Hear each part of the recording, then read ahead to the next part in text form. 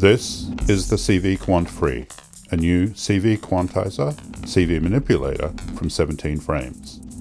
The main function of the CV Quant is converting an incoming CV to fixed positions. This way you can convert random inputs into specifically set outputs.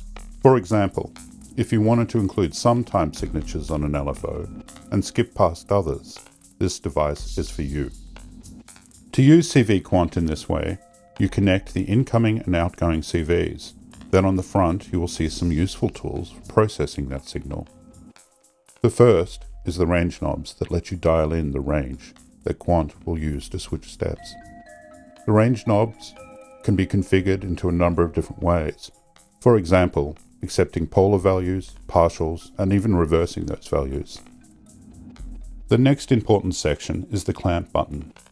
With the clamp on, the output will always stay within the step values. With the clamp off, however, when the incoming signal is outside the range, then the output will fall to 0. I'll show you why this is important later. You can choose how many steps that you want to quantize your values to. As you can see, the indicators at the top of the device show you how many steps are in use, while the indicators below show you exactly which step is active at the time. Finally, when setting your device, you will find the override buttons useful for dialing in each step to what you want. Toggle them on and off here. If you have more than one toggled, then the highest number step will be outputted. Okay, so that's the basic functionality organized. Now, let's go into a few more attributes that give this device a bit more power.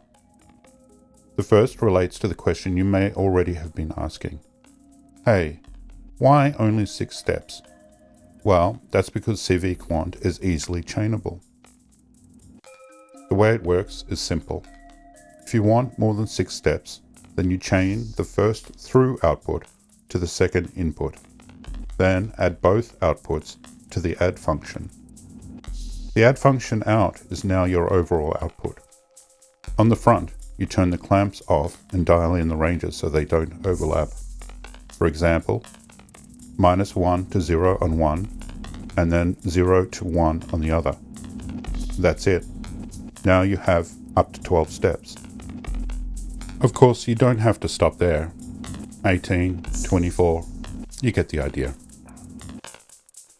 Additional functionality of the device comes from the CV inputs on the back. For each of the steps, there's an override trigger as well as a direct input value. The override triggers mean that you can now take direct control of the output values, for example, allowing you to mix random sources with more rhythmically structured ones. That's because at 17 frames, we're all about combining the structure and the chaos.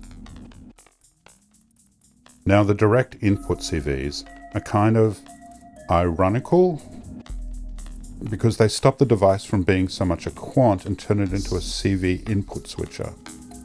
Kind of cool, huh? Even if a bit,